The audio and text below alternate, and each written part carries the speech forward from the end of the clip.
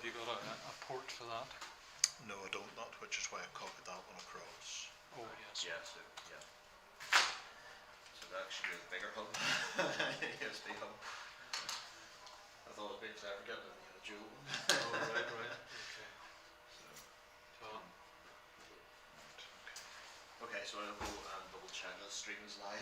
And hopefully we'll see the tissue will come on. Originally Belfast. Belfast. It was happened in Manchester 20 years. No, it's That's hard. Is it about you? Yes, I worked. And I've actually worked really hard. Okay.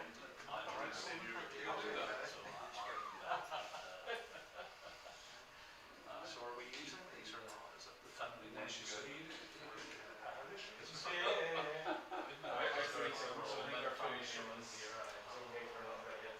Okay, good. Whether it turns out a good direction or bad direction, it's up to them. But once you carry that field, it's stuck in that. The weekend from Friday through to yesterday, you didn't really go. Really enjoyed it. Have you guys studied here before? Have you studied with them? Charles Cosmos? No. Oh, yeah. Okay. Alright, okay. I can't imagine it would have been back past 10 years ago. Like, yeah. I must have been, yeah. Hey Joyce, how are you? So, anyways, just go back on that. Though, I said that a lot of them were 50 something minutes. I was walking up from the train station. All left side. I was envisioning an old man's,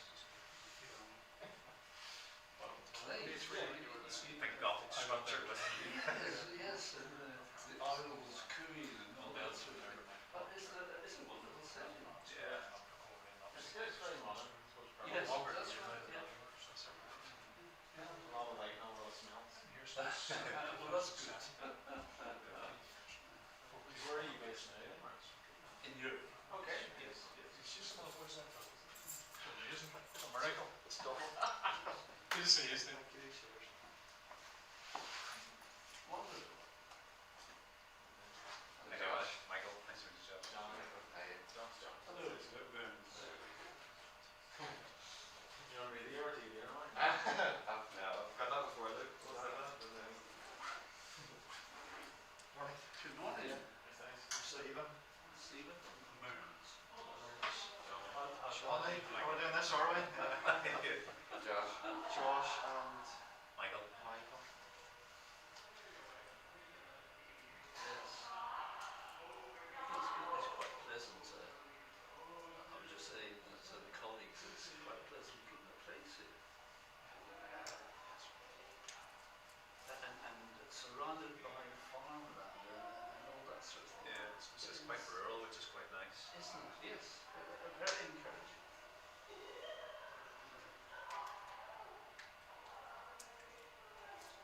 Well, I'm glad this started on the study scoop. What's that? That's actually just the generic hoodie that I bought at Hans for. That's so long. That's perfect. So that's it. Keep it nice and subtle. Although it's the same colours as Crusaders, so it's like one of those unofficial things. So I can kind of get away with like the look of it. I'm like, Yes. that's it. That's it. Yeah. Your table forgiveness is Yes. Here's something anyway. what were you based in? So I live in Belfast. Okay. Baptist.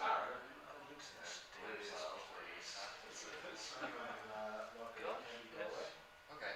From Belfast. You travel Morning. Good morning. Not a good day. I'm staying from more. Oh, So, that is intense. yeah. It's not that long, actually. But I'm really pleased. Do you know, it's the kind of thing, to be fair, if you were doing it 4 days a week, it shouldn't be long. No, I think you're alright. It's a wonderful setting. It's New motorway. so uplifting. So uplifting. And in fact, coming up here, 2 people did stop. For It's not bad. It's not bad. Sounds good to me. Thanks half an hour. You know,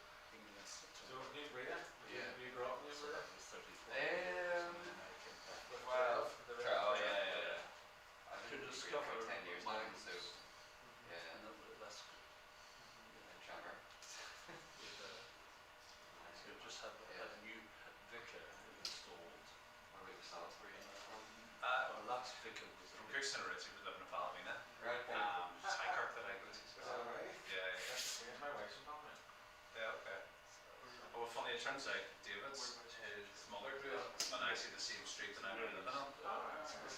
So I was like, oh, okay. I had to take a check, there's no placard or anything. To be honest with you, there's more of you guys that I knew from sort of music circles and stuff that were kind of coming along there. Because of all the things when I first moved to Ballymena was actually doing pastors. And I kind of went along to. And regardless of what might have been published in various news outlets with Belfast Telegraph and such like, I find no issue with a lot of the talks, just big church, very party kind of things. Oh, yes, okay. I was with them.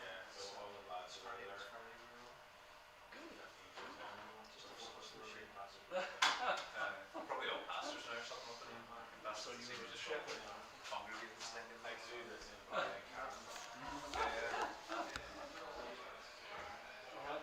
Yes, I do.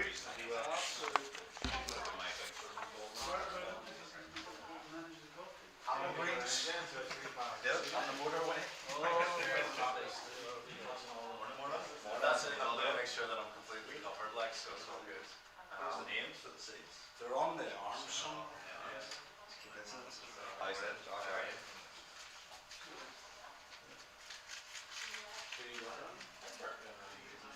You know, I manager in the Bernardo section, but sort of, I suppose you were locked in, just kind of reflecting and considering what sort of I wanted to do, really beyond that. Don't see myself doing retail management for a long time, or as much rather get back into administration. I thought, well, I'm missing out qualification, and I have a degree in business management, so I thought, well, I might as well a few years later revisit. That seems to help though. Well, it's just Yes. it's going to take me 4 hours to get back up here. Lovely area, it's very tranquil as well, so it's peaceful when you're around here. Yes, I lived here about 3 or 4 years ago. I've just been working ever since, so I teach music for primary schools. And yeah, just during lockdown, I was sort of thinking of doing that. That's part time. 100%, yes. Yes, here I am. So, Yes, I just finished the undergrad and the undergraduate. So I just graduated there in May. I get graduated, like I had that job like 20 years from when I graduated. Everything went on. Is that right? Yeah. It's a wee bit of a gap. Yeah. So I picked up the carry on there, study work again. But So are you from the north or are you from the south? you from the north, right? From the north. Yes. Oh, Or definitely. So you just happen to be here then? part time. You doing a part time as well? I'm a Nuri nuke. Yeah. Very good. So, I sort of thought, just with having a mortgage and stuff as well, I was like, Yeah. because my maybe not a bad idea to just try and keep paying that off as well. Yeah. You have a qualification to lose a house, I'm like, that doesn't really balance out over the long term, so I thought it would be part time. Anyway, I have tried. You know how to write. It'll look lovely in the sleeping bag.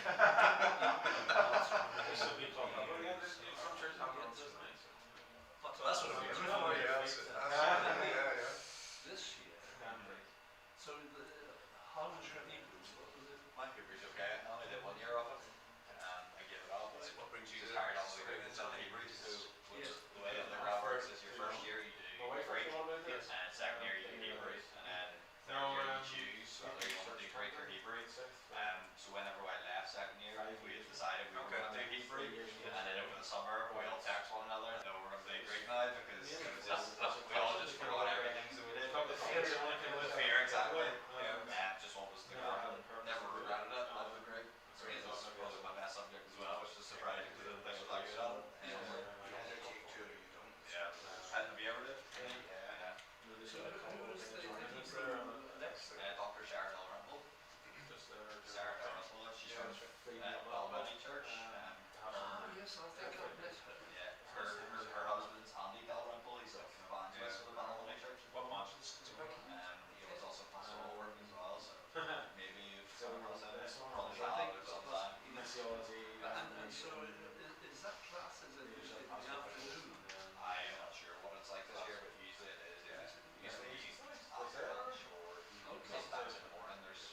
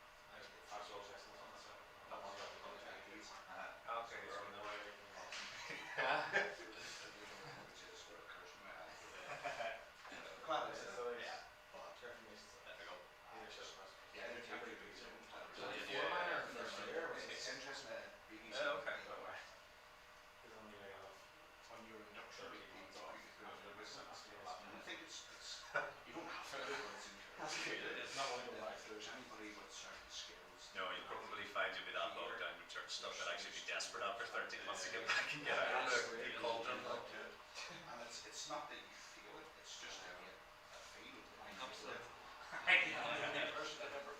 I just, and it's, you know, particularly Have you done any kind of like sort of theological study before? I didn't hear the differences between so it was just the same word. So I thought I was glad I did it. So, were you taught by Daisy Wexford? Yes, seminary there. There's a connection there. And even quite recently through but I was again absolute friends and I used to go to a summer school. I think that is No, never heard of them. They're college. This is good. As soon as you get that paper. his background is administrative. That's what I was He was, I think, one of the first secondary schools That's right. which had a big congregation in the city centre. They were sort of dedicated to the big organisation of the city centre. Yeah. He was great and awesome. It's just the theology you done in Josh, was there? Yeah, it was the humanities. Yeah. Might And use the the language is so good. Oh yeah. Because the last time I but it heard was really he went into hospital. Well, he's, Oh, I mean, I'm saying, Yeah. he's so still it was one of good the to be stuff. back here and back there. So you some of the same lectures as well, or is it different? I'm presuming, I mean, that's It's just standing good stay. One of the younger members.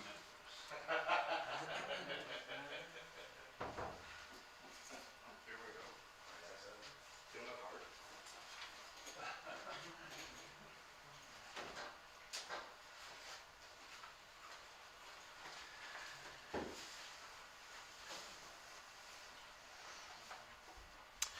Well, good morning, everyone. It's good to see you, and it's good to actually have some students in the flesh. It's a while since I actually saw a real physical student anywhere, so it's good to have you guys with us and be able to see you. We have a couple of other students who are with us, hopefully. And that's why there's been a little bit of sort of toing and froing this morning. We're doing a live link. There's a couple of students who are quarantining, so they are hopefully joining us online. So they'll miss all the fun here, but hey, there you have it. So say it's good to see you, and we'll get a chance just to hear a little bit about each of you in a moment or two. I'll just ask you briefly to introduce yourself, and we'll do that as we go along. So one or two notices just to begin with. It wouldn't be an Irish Baptist event if there weren't announcements. So just to let you know about that. Timetable is on the door. I think that's the. I'm sure that's the right one, actually. Oh, it is, yes. That's the right one, okay. So tea and coffee 11, or break for coffee at 11, and lunch at 1. Tea and coffee will be served out in the foyer, so if you want to grab it there, you can either come back in here and have your tea and coffee, or I think the advice is you get a breath of air after kind of sitting in a room together all morning. So that's the arrangements for kind of coffee and lunch. If you want to go onto the student Wi-Fi, the password is student with a capital S. Student 2015. Okay, so you try to go on the Wi-Fi, you'll see two networks. One of them is Student Red. So if you try to go onto that one, the password for that is student with a capital S 2015. Hopefully that still works. Go from there. If we'd ask you to sign in each day, so there's a sheet there. On the table, if you just sign in each day, just to let us know you're here. If during the course of today either maybe over lunchtime, if you have time, or at the end of classes, if you could speak to Lynette, and need to speak to Lynette for a couple of reasons. The chief of these is financial, so she's the person who will take all your money from you, or at least arrange to take all your money from you. So if you go and see Lynette, she will do that. When you do that and arrange that, she will then also give you your student number, and you're going to need your student number for tomorrow, because we'll be showing you how to access the University of Chester websites, and we use a tool on the website called Moodle. So I should be explaining to you, you need to have your student number for tomorrow to do that. And also, just when you're with her, if you could confirm your module choices. I know most of you have kind of given me module choices, but just to be sure, just before we sign you up for anything you can never get out of again, obviously. So if you could speak to her about that.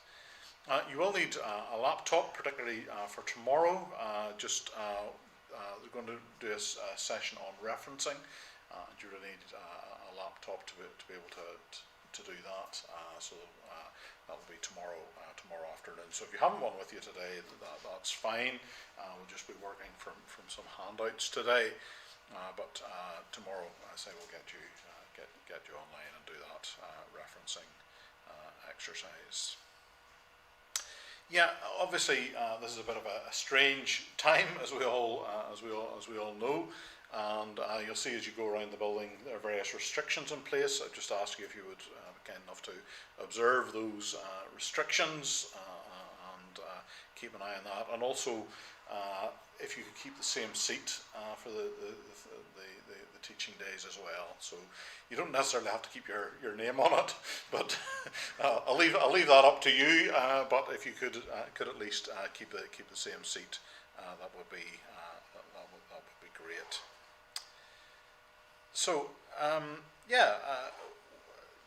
think we'll maybe have one or two kind of introductions, just so that people know who you are. I think maybe most of you have kind of introduced yourselves to one another, but just to go over that again, since you're meeting for the first time. So maybe you just say a little bit about who you are and what you do, and if you can think of an interesting fact about yourself, that would be great. And we'll kick off maybe with you, Josh. And yes, no problem. I'll turn around as you see me. My name is Josh. I'm 26. Live in Belfast, and my home church is Newbury Baptist.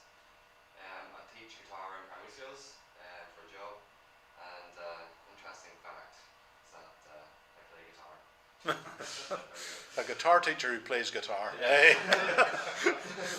Who would have thought that? Yeah. Michael? Yes. I'm Michael. I'm a little older. I'm 34. Manager of Bernardo's, and sort of just took lockdown and was kind of just challenged about what it is that I'm actually kind of very keen to do. And many years ago, I was a youth intern with Causeway Coast Vineyard Church, and I've always kind of came back to the idea that ministry was something I kind of wanted to explore, and it just happened to be that this was a good opportunity to maybe return to part-time studies. So for 2 days a week, you'll probably see me fill this seat. I'm going to keep my name tag on just to remind me for the first while. My home church is Highkirk in Ballymena, which is Presbyterian, so I'm prepared to take a bit of flack in that side of things in a Baptist college. But, yeah, I suppose my random fact is I play with a guitar as well. Just don't teach us much of it now, I'm afraid. Okay. Alex? Yeah, my name is Alex. I just finished the undergrad preparation for ministry course here just in May, so it's basically home for me. My home church is Bethany Baptist Church. Next week I'm starting an assistantship in Ballymena Baptist for 2 years as assistant pastor there, so that's the end of the week. And my interesting fact is there's two of me. I have an identical twin brother, so if you ever see me on Facebook, make sure it's him. And he's also getting married tomorrow in Enniskillen, so I'll be leaving in about 2 hours here to head down there, so that's my interesting fact. Okay, thanks. Johnny? I'm Johnny Pollock. I'm glad we stopped doing the age thing. I'm originally from Belfast, married to Julie for 15 years, and I have 3 boys, Ben, Josh and Caleb. We're currently living and ministering in Lochray, County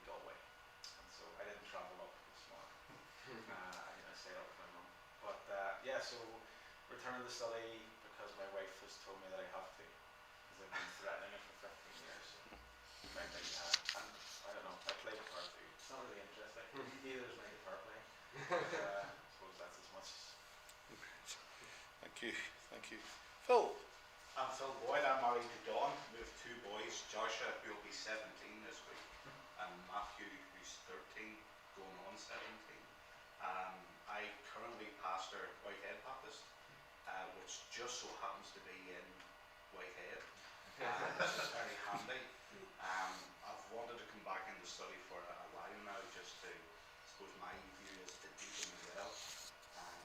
We give a lot out, and sometimes it can become very shallow, and I just wanted to stretch myself that bit more. An interesting fact about me is I too play guitar, but only when I've got a cold. So you can work that one out.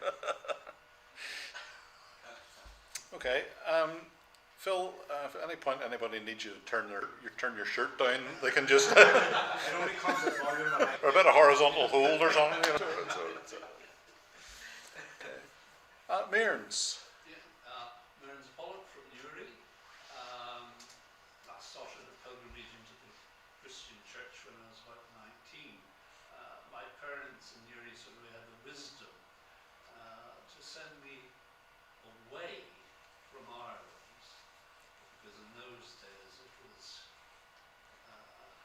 hunting season, and my other brothers were involved in the problems, but my parents were saying, no, you go out, and the bishop agreed, and I went to England and trained to be a religious teacher, religious education teacher, and enjoyed that, and I took up rowing for the kids, and cricket. There you go, an Irishman teaching me English. Bit of play cricket. So that was good.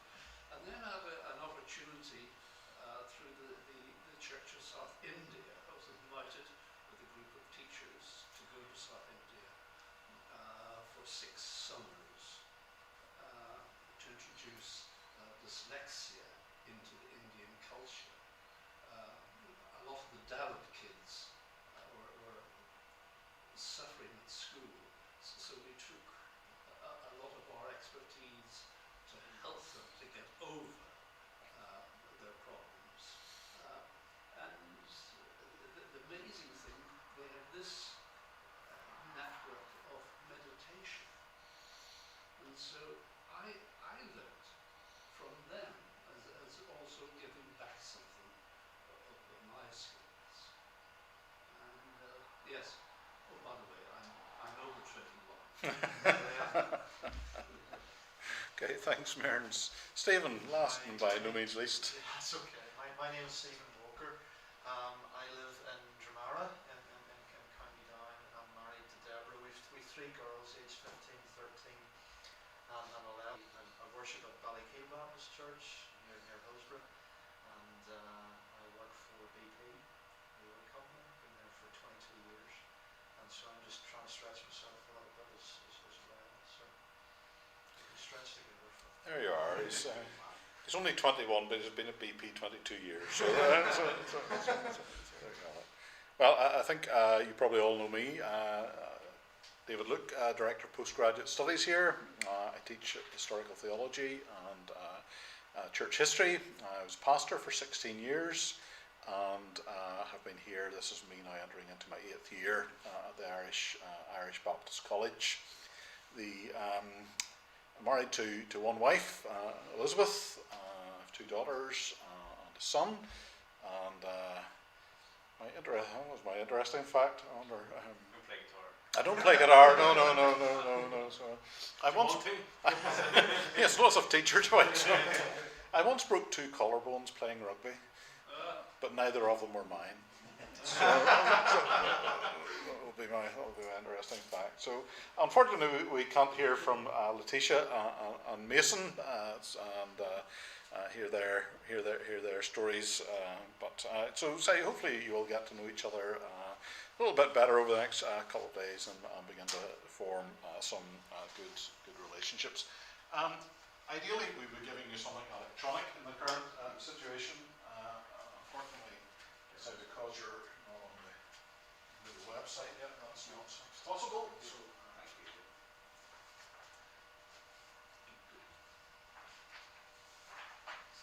Thanks.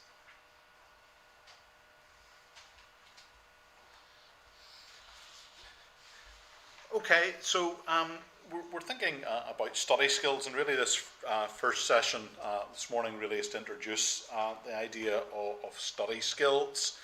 And you may think to yourself a little bit, what on earth are study skills? And those of us who have kind of been a long time since maybe our first degree, study skills were a kind of something that didn't really feature, but study skills now are very, very prominent in university education. So what are study skills? Well, the Education Scotland website states that study skills can be described as learning how to become an effective learner and how to manage your own learning.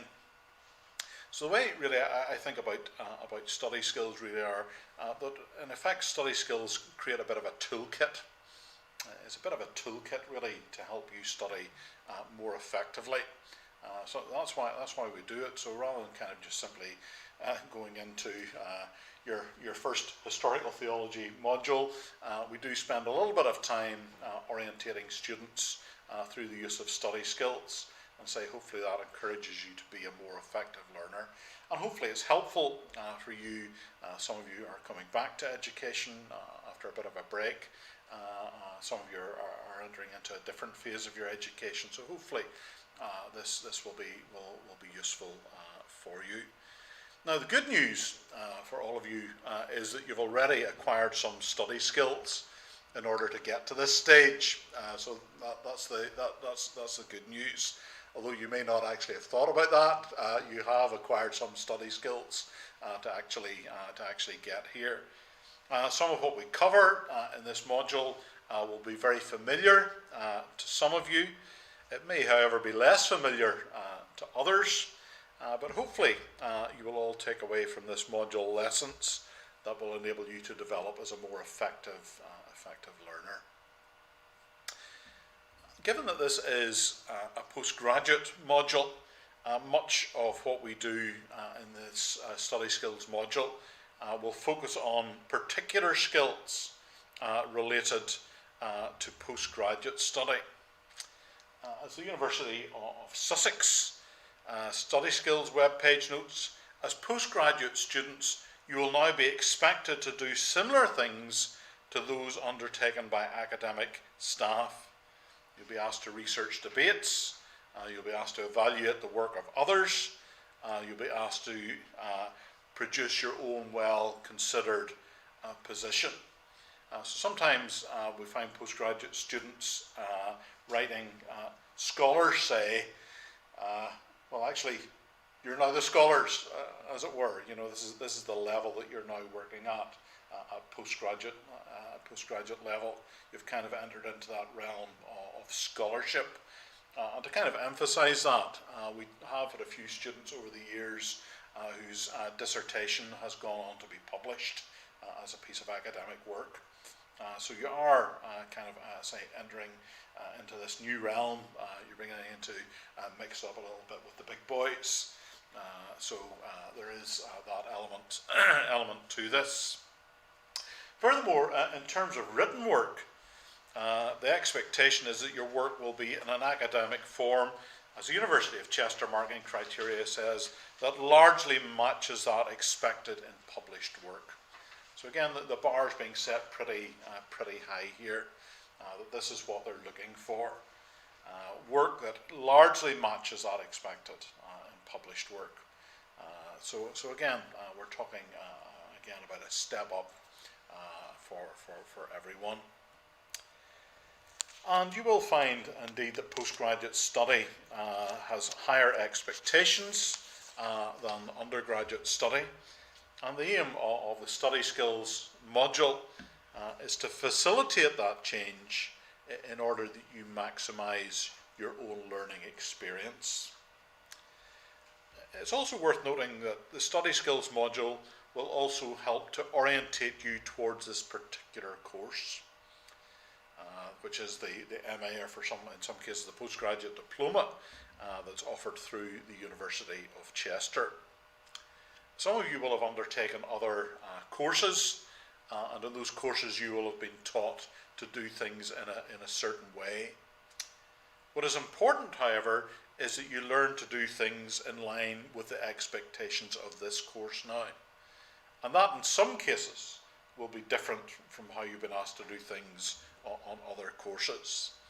That's not a criticism of other courses, or it's not a criticism of the way that other universities and colleges do things. It's simply that for the sake of this course, you need to adhere to the University of Chester's expectations. So we will have a way of doing that, and again, that's partly what we'll be teaching you this week, how these things are to be. Students who will come along and say, oh, I went to the University of Bally, go backwards, and they taught me to do it this way, and I've always done it this way. Fantastic. You're not there now. You're here. So we do need you to kind of adhere to the kind of the regulations and ideas that conform to the standards of the University of Chester. Now, for all of you, the commencement of this course marks a return to formal study. For some of you, the gap between this and your previous study may be relatively short. For others, there's a longer gap. But whatever the case, all of you will face new challenges now to which you will need to adapt. I've returned to study twice in my life as an adult. I studied history at Queen's University in Belfast. I worked for several years and then returned to study at the Irish Baptist College for 3 years. I studied for a BD. And although there was a 3-year gap, a number of things had changed. First of all, circumstances had changed. Most notably, in the meantime, I had married a wife. I was no longer a single man, living like a single man. There was a new dynamic in my life that touched upon life as a student. And that dynamic shifted further when at the beginning of my final year we had our first child. So that was a huge kind of change in our life while I was a student. Also, the disciplines had changed. Although much of what I would study in theology was similar to the study of history, especially essay writing, there were different subjects and different disciplines. For example, there were languages I now had to learn, and I hadn't learned a language. This will show my age, from French O-level. So that was kind of quite a gap. So now suddenly you had to have the discipline of learning new languages. So there were new disciplines to go along the way, and there were new regulations. University actually had changed quite a bit, even in that short period of time. I had studied a 4-year degree. Each year was arranged around 3 terms, and you had finals at the end of your fourth year. By the time I returned, degrees were 3 years, with a year arranged around 2 semesters, and there were important exams at the end of each semester. There was much that was familiar, but there was a good deal that was also new. So there are different pressures, different circumstances in terms of study. And today, even for those of you who have just completed undergraduate studies, you will find some things have changed in terms of your studies now. If you've been studying an undergraduate degree with us, you will know that the pass mark there was 40, and the pass mark now is 50. So there's kind of a step up in that term. That's not us being unusually draconian. That's the pass mark being brought into level with other postgraduate programs across the UK. You'll find there's a change in word limits. So if you're an undergraduate with us, you were allowed your 3,000 words or whatever it was, plus 10%. That's gone. you'll be given a 4,000 word limit, and that is the limit. So that you will find there are some things that have changed, even in a relatively short period of time. About 10 years after finishing at IBC, I returned again to study for a postgraduate qualification. And this again was quite different from my previous degrees. You can see how young and handsome I was back in those days. And again, changes. So time, life again had moved on. I had a wife still. I had 3 children, and I had a full-time job as a pastor. So this was going to be a part-time study. So the big issue was time. When was I going to complete this? When was I going to do this? Motivation. Again, this was different. This was independent study, so no classes. Most of the time was spent working on my own. I met with a supervisor about 4 times a year. So I had to stay motivated, and I had to stay focused for a 5-year period while I completed this piece of work. So again, that had changed. And depth. There was a new depth of study. There was much more detailed reading and analysis involved. Work also had to be presented to a higher standard. Again, it had to be fit for publication. And I spent a lot of time being wrapped in the knuckles for misplaced apostrophes. So if you hand in your work and I'm all over you for misplaced apostrophes, that's kind of karma, I think. So it's me getting my own back for all those times I forgot about the apostrophe. So again, new depth of study, new standards, new expectations. And these were some of the issues that I faced. And you too may face some of these issues. And if it's not these issues, then there will be other issues that you're going to face. And so what we hope to do across these sessions is to encourage you to think about how you can prepare yourself for the challenges that are involved in this return to study. And also we want to help equip you for postgraduate study, again by thinking about some of the skills that you're going to need in terms of postgraduate study. So we want to go on and think together about some of the issues you will face returning to study. And one of the key skills in terms of returning to study is, in order to develop as a learner, is the need to learn to reflect. Okay, so you need to learn to reflect. Often our educational experiences are driven by expectation of assessment. We want to pass that exam, we need to complete that assignment, and at the end of it we want to get that bit of paper. So again, we've all had those kinds of experiences, I'm sure, in terms of our experience of education. However, we can do all of that without necessarily developing as learners. Like the old definition of a lecture, information passes from the lecturer's page to the student's page without going through the mind of either. And we can have that kind of experience. We're just driven to kind of, as I say, get the piece of paper at the end and do what we have to do to get through that. But hopefully this morning you're not motivated to do this course simply to obtain a piece of paper at the end. And rather, we do hope that you're motivated by a desire, some of you already expressed this morning, to develop in terms of theological understanding, to be better equipped for ministry, and also in terms of developing your skills as a learner.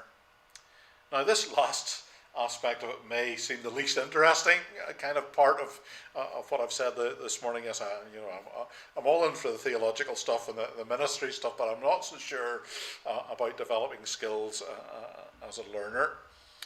And yet it is important, as it requires involves acquiring both knowledge and skills that you can bring to other aspects of your life. This is what's known in contemporary education as transferable skills. So there is an educational element in the midst of all of this. It's not simply acquiring knowledge and skills for ministry, it is acquiring these transferable skills, things that you can bring into any walk of life. That will maybe help you in problem solving in work, that will maybe help you in communication skills in work, and so on and so forth. So here are transferable skills, hopefully, that you can put into effect anywhere. So you may not be able to, your colleagues may not be interested in you exegeting 1 Peter chapter 4 verse 3, but they may be interested in some of the skills that you bring to bear in terms of how do we solve this problem. And I say hopefully, there'll be an element of that. And this is, I think, important because in terms of thinking about what you can do with a theology degree, and at times higher education notes, students learn a wide variety of skills through theology, like critical thinking, clear writing, problem solving, and analysis of social and historical trends. These lend themselves to any number of different jobs. For this reason, theology students go on to work as journalists, politicians, accountants, police officers, interior designers. The spectrum of possibilities is almost limitless. So, yeah, you're here, I say, for theological reasons, for ministry reasons, but in terms of what's set up in a university education, hopefully there are lots of other spin-offs, if you like, in terms of skills that you will learn that will prepare you for different walks of life. I remember applying for a job in an advertising agency after I left university, and it was one of the biggest advertising agencies in the UK. And the head of the advertising agency, I'd sent my CV about being involved in Christian Union. So he said, "You're a Christian?" I said, "Yes." He said, "I studied theology." There he was, head of this big advertising agency, but that was his background, studying theology. So I say you hopefully are learning a range of skills that you can bring to different aspects of life. So I say hopefully, yes, we do want to do theology well and learn well, but hopefully, I say, there are other skills for other walks of life. And central to this experience is reflective learning. When I was at school playing sport, the coaching methods were, to say the least, primitive.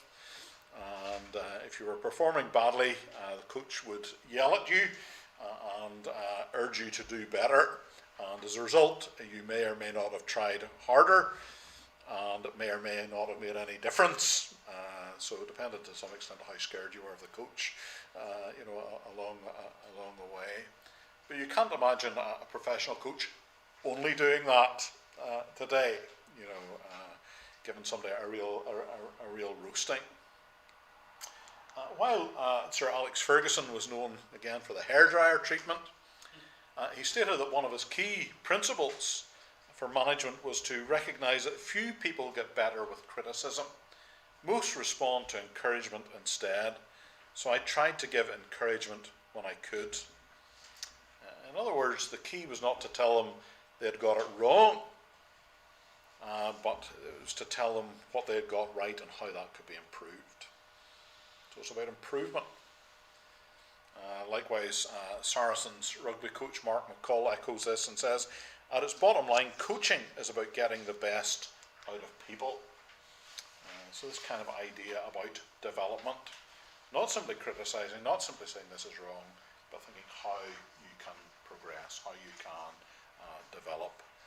And that is our aim in this course, to help you improve. And in order to do that, you need to engage in reflective learning. This is the key to your development as a learner. It's not enough simply to see where you've gone wrong, but you almost see how you can develop. And I'll say key to this is this idea of reflective learning. Now, there are a number of models of reflective learning. If you go and type this into the internet, reflective learning, you will be inundated with all kinds of models, with all kinds of numbers of steps that you can undertake. But I'm going to offer a very basic one, and others tend to be variations on this theme.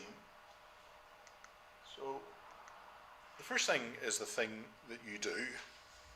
So there's a thing that you do. In most cases, as far as this course is concerned, that will be the assignment that you have tackled.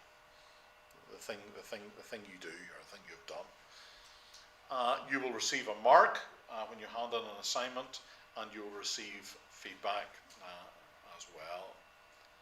So what do you do when you get your mark and you get your feedback? After you've ranted and raved a bit and said, clearly David Luke doesn't know anything, you kind of maybe want to step back and review. The next step is to review. So rather than majority of students go, phew, they file and forget, you need to learn to review. You need to learn to review. So reflect on your mark, and more importantly, reflect on the feedback. That's the critical thing. Review the feedback. Now, if you miss the bus because you arrive 5 minutes late in the morning, what do you do? What do you do the next morning? Get up 5 minutes earlier. Yeah. You know, what have you done? You've reviewed, so that you do that. You just don't keep missing the bus by 5 minutes. Every day going, every day. Well, we had one student who did seem to have struggled with that, but you review the situation. You think, what do I need to do? I need to leave the house 5 minutes earlier, get up 5 minutes earlier, whatever it might be. You review the process by which you were late and you remedy it. You set your alarm and say 5 minutes earlier, or whatever. And so too with your assignment. You need to learn to review your assignment. And this will include examining your feedback. As a QUB Learning Development Service notes, feedback has no value if you don't understand it and you don't act on it. Okay, so we take time to write and give you feedback, but that's of no value if you don't understand it and you don't learn from it. As staff, we undergo training in giving feedback. We're given guidance by the university on giving feedback. Our feedback is then monitored by an external examiner. And all of that is with the idea in mind that we will give you the right kind of feedback. And so with that in mind, it is important that you examine your feedback. You've perhaps seen the meme that says this, a person who won't read has no advantage over the one who can't read, misattributed to Mark Twain. But the same might be said of feedback. If you don't read your feedback, then you have no more advantage than the person who doesn't receive any feedback. So it's important that you take time to read your feedback and to learn from it. So you want to examine your feedback and think about that. So examine your feedback, then examine yourself. So you need to think again about your assignment. Were there things that contributed to your mark? For example, was your work rushed? Did you not read widely enough? Students sometimes come to us because they're disappointed with their assignment mark, and they want to talk about this. This is awful. I'm going to get it, whatever. And so we walk through the feedback with them. And very often out of that discussion, we then discover that there's some external factor emerges that the student has not acknowledged. I can't understand how I only get 45. Well, let's talk about your essay. And you discover, well, actually, I didn't start writing it until the night before. Okay, could that have been a factor? Well, I didn't get it finished at 6 o'clock in the morning. You know, I pulled an all-nighter. Well, could that have been a factor? Oh, why did that happen? Well, I just had so much else on. I was just so busy. And then I didn't really understand the question. You know, I thought you were asking, and so on. So you need to examine yourself. You need to examine yourself and be honest with yourself sometimes. So I say you can get a bit kind of frustrated at your mark, but again, there's a place for examining yourself. And then examining your feedback and yourself. How did you initially react to your grade? Having considered the feedback, do you now understand the reason for the grade? And is there anything that you need clarified? Is there anything you need to speak to your tutor about? You know, you read the feedback, you say, yeah, I understand that, but I thought I had. You know, as far as I was concerned, I was answering the question. So maybe you do need to kind of go and sit down and say, look, you know, can you give me a little bit more of an indication of where the problems lie here? So again, examine your feedback and examine yourself. And take note of the things that you need to improve on. That's an important part of reviewing the process. And remember, at this level, even small things can make a difference. Good referencing. We're going to talk a bit tomorrow about good referencing. Correct spelling is important. Good paragraphing is important. Good punctuation is important. So all of those things play an important part in the process. I say if you improve on little things, you know, that will help you. And also, in terms of marking it, will create a favourable impression for the person marking it as well. So if I read through the first page of an essay and there are 11 spelling mistakes, 2 missed full stops, you know, I begin to get an impression of that essay, and it's hard to shake that then as I go through. So even those small things, I say, are important and can make a difference as you engage with the task. So there's the thing you've done. There's the review, and the third stage and final stage in this is the plan. So you begin to ask yourself, how can I implement these changes for my next piece of work? You come to your next assignment, you want to think carefully about how you can develop in areas of identified weakness. So you might want to read more widely. You might want to start earlier. I'm going to have to read more widely, so I'm going to have to start a bit earlier in this.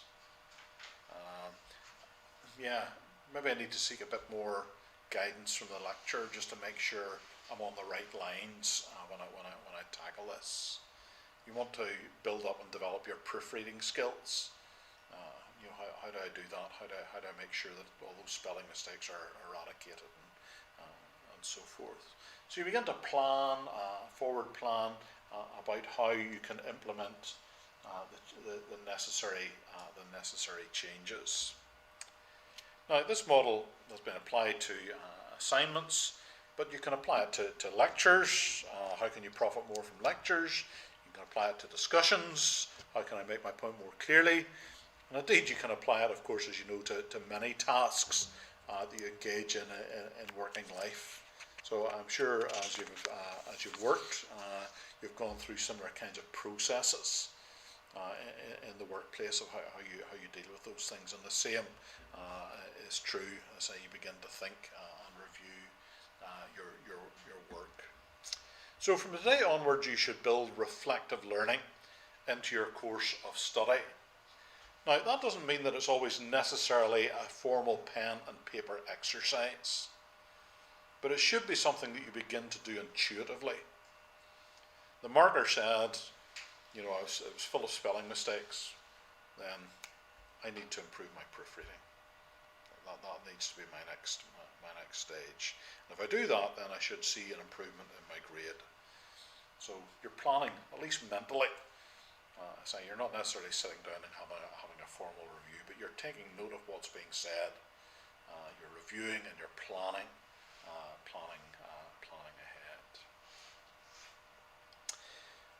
Okay, I'll pause there for a second. I've obviously been talking a lot. Any questions or any comments about any of that? So you obviously said that this is live at the moment. Are lectures recorded so you could possibly watch them afterwards in case there's something that on second listening that will actually broaden it out rather than fearing that if you don't take everything in the first term then you're... That hasn't been our practice. Okay. So yeah, but it's maybe something that's worth thinking about, Johnny. Yeah. Okay. Yeah. That's a helpful comment. So yeah, something worth reflecting on. You know, and doing that. Yeah. Okay. Yeah.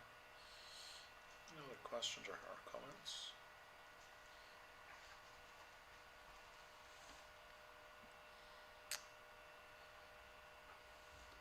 Okay, you were asked to do a little back to study formative exercise and think about the basics. So you were each asked to compile a list of essentials for returning to study. So I want to spend just a moment or two this morning reflecting on those. So how do you feel about undertaking that exercise? I completely missed that one, David. You missed that one? Yep, completely. Right. Well, there's a do, review and plan. Learned straight away. Did everybody else get that? Yeah. And just the time management one as well. But Yeah, I think they both went together, I think. Apologies if I didn't send that out. no, I think it's the one with all the stuff from University of Reading, is that it? Yes. Yeah. Oh, is it? Okay. I did it with my kids Uh-huh. because they're going back to school. Yes, okay. So we turned it into a game. Right, okay. But it also means that I've brought a lot of stuff that they probably need Uh, that I don't. Make sure you have your coffee cup and your water. As a teacher, make sure you have your water and your mask and your gloves. And no, but there were practical things, but it was quite fun. Their understanding of what I'm doing and also trying to, the similarities between any level of education. Anybody discover anything about themselves? I think the one for me was how much planning you actually do, but whether it's subconscious or you're in a, could even class as complacency, you have a structure to your week and you do that and, looking at how I add to that, Yeah. It was the where, it's not how, it's Yeah. already being done, it's just now where do you fit Yeah, it in, yeah. so it's... Yeah, and we'll talk a bit more about that, in the time thing, because that's a big issue. So yeah, I think that's important. Anybody else discover anything about our little exercise? I sort of think one of the things that struck me is about how you have to be so much more intentional about how you use your time. Because one of the things that I was even looking at was like socialising. Sort of, it's something that you sort of take as a given, but Yeah. I look at the likes of myself, and we do this 2 days a week, working 3 days a week, and Yeah. you think, well, look, straight away, 2 days, one of which is Sunday, and the other one is a day where it's a day off, but again, it's like, how do you use the likes of that day? I mean, if a deadline's coming up all of a sudden, you could have much more need for actually fitting that time in, but also it's very important, I find, to have that sort of period of rest, and to still sort of look after sort of mental well-being and sort of how you Yeah. then start allocating that into all those specific days and times. Yeah, I think again that kind of structuredness that Phil talked about, that intentionality that you've talked about, those are kind of key ideas. So if you think in terms of kind of this kind of work, I would say that probably 95% of postgraduate study, my observation over the years has been about getting organised. If you can get organised, you will do okay. The students who struggle year in and year out are the students who don't get themselves organised. So a lot of it is about organisation. So say in some respects you can do this essay and think that's a bit of a naff essay, or this kind of little exercise, a bit of a naff exercise, but getting organised is actually crucial to what you're going to do. You know, kind of, you say, Phil, that kind of structuredness or intentionality, say, Michael, those things are absolutely crucial in terms of what we're doing. And as adults return to education, and typically, you know, researchers tell us they face three challenges. One is a lack of confidence. So a lot of people coming back to education feel a lack of confidence. You know, will I be able to do this? You know, the Earl Grey matter maybe hasn't been used as much as it was. Will I be able to do this? So if you have any sense today that you lack a bit of confidence